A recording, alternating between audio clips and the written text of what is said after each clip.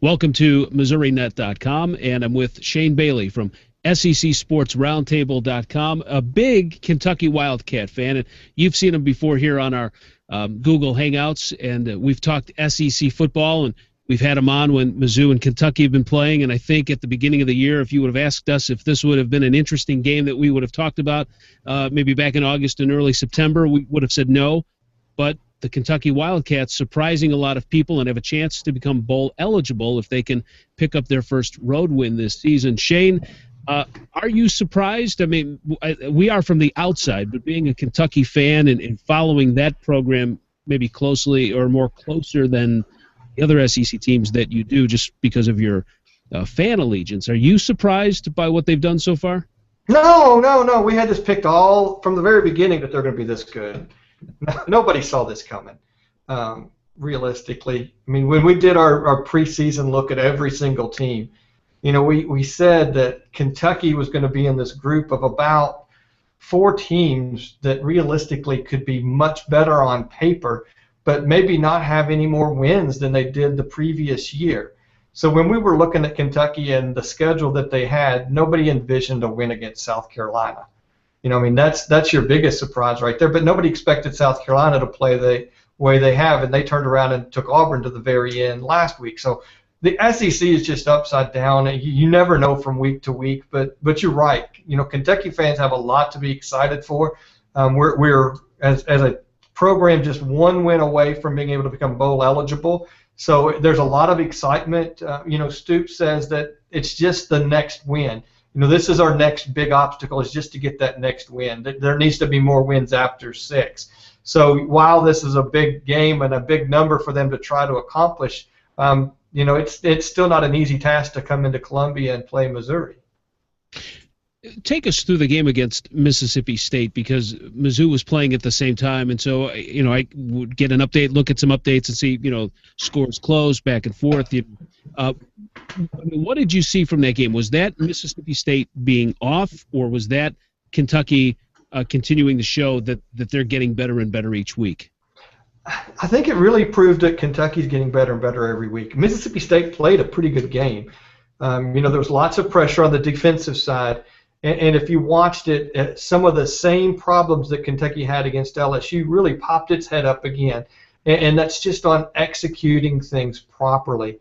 You know, you would sit there and stop Dak Prescott on first down and second down, and all of a sudden you'd have a bubble screen and get you 12, 15 yards on Mississippi State for a first down to continue a drive.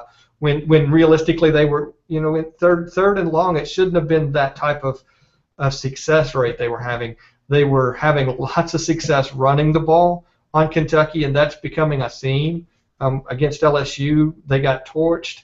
Mississippi State was able to put up a lot of yards on the running game. And looking at these, we both, you know, we said both of these games, they've got great running teams, and it's going to be tough for Kentucky to stop them. That's just one of the areas that, you know, they have a deficit on the defensive side of the ball, is being able to stop that run. If they can formulate a way to make that happen, you know, that defense is already strong. They're fast. They're quick to the ball. They tackle hard. You can add this extra layer of being able to stop the run, and you've really got a different Kentucky program. But as of now, they've not really been able to successfully do that week after week or game after throughout the game. They'll have flashes of it. I mean, you go back to the LSU game. I think Fournette had 10 carries and not a lot of success. But when they went to Hilliard, all of a sudden he started torching Kentucky. So they, you know, everybody thought Fournette would be the dagger for Kentucky against LSU, and they successfully kept him in check. But then Hilliard came in with fresh legs and really took it to Kentucky's defense. And so that's the biggest challenge on the defensive side of the ball for Kentucky. We already know that they have an offense that's, you know, able to put up some points, but they got to get some balance. Even though they had good success running the ball, most of it came from their quarterback against Mississippi State. You know, Patrick Towles was the biggest contributor on the run game. Good news is Boone Williams is coming back from a concussion.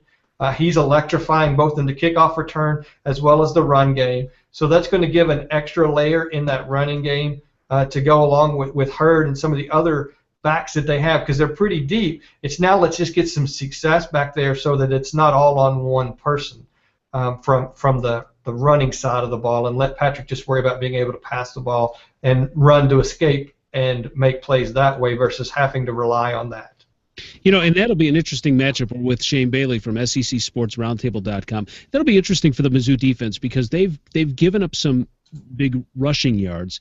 I don't know if they've played. I'm trying to think as I look at their schedule. I don't know if they've faced a quarterback yet that has the ability to run and move. And Watals is like 230 something. I mean, he's a guy that's big and can move, and somebody that could maybe buy time against that Mizzou pass rush. That'll be certainly an interesting matchup to watch. Shane, I want to go back because you were talking about Kentucky's defense and the struggles with the run. And I know Mizzou fans, as they were watching this, saying, boy, this is going to be a huge day for Marcus Murphy and Russell Hansbrough. And I looked at this, and I had a hangout earlier with TJ Fensky, one of our TV guys here in town, and kind of was playing devil's advocate a little bit here. And I threw this out here, and I said, look, this should be a blowout for Mizzou, because I looked at the scores and the amount of points that Kentucky's given up in SEC games. 36 points. It was triple overtime to Florida. Even though they beat South Carolina, they gave up 38, 41 to LSU, and 45 to Mississippi State.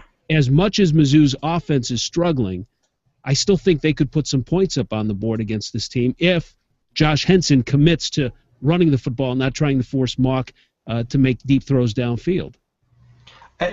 You make good, valid point, but you look at what Kentucky and Missouri have, and some of the things that jump out at me is rushing offense and scoring offense. Kentucky and Missouri are pretty neck and neck. Kentucky edges them out because they're able to make more field goals, so they're scoring more points. And when you look at total offense, but when you take those field goals out of the equation, they both have 31 touchdowns for the year. They both can score similarly on the offensive side of the ball.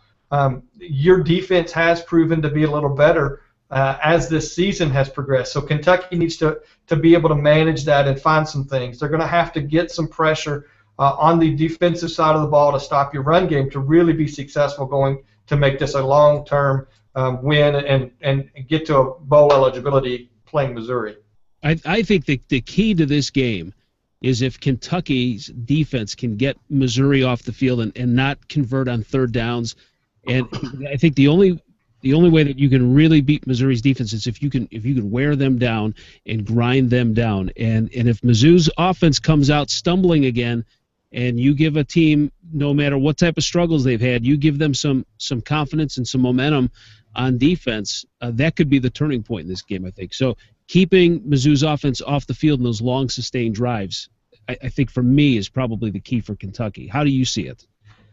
Well, I mean, if you look, Kentucky is tied for Ole Miss in leading in interceptions, and they've had some long interceptions. I believe Mock has given up a couple. Is that not true? Yeah, yep. He's had some trouble, some issues. He likes to throw the ball, try to force some things sometimes, and pass protection has been an issue. I don't think he's got a very solid receiving core around him. Bud Sasser, Jimmy Hunt starting to come along, but he'll be without Darius White again as number 3 option. So, but he has that tendency to force things too. And that's the key for Kentucky, is to get him rattled, try to make him think he can make some plays, and for that defense to come in and be opportunistic just like they've done all season long. They get some long return backs on that. They've had a couple touchdowns off of those interceptions. If you can do that on the defensive side of the ball, all of a sudden that can help balance out some of the issues you have against stopping that run game.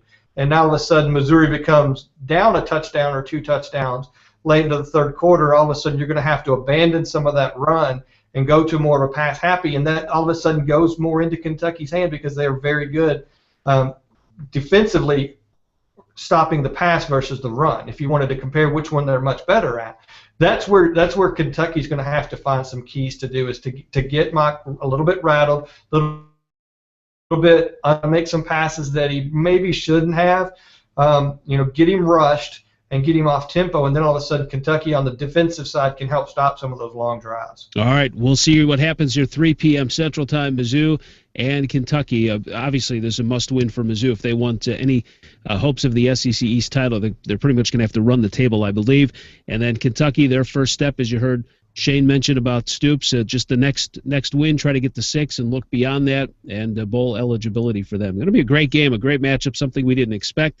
Shane Bailey from SECSportsRoundtable.com. Thanks for joining us. No problem, Bill. Thanks for having me. Yep, and we'll talk to you again soon here at MissouriNet.com.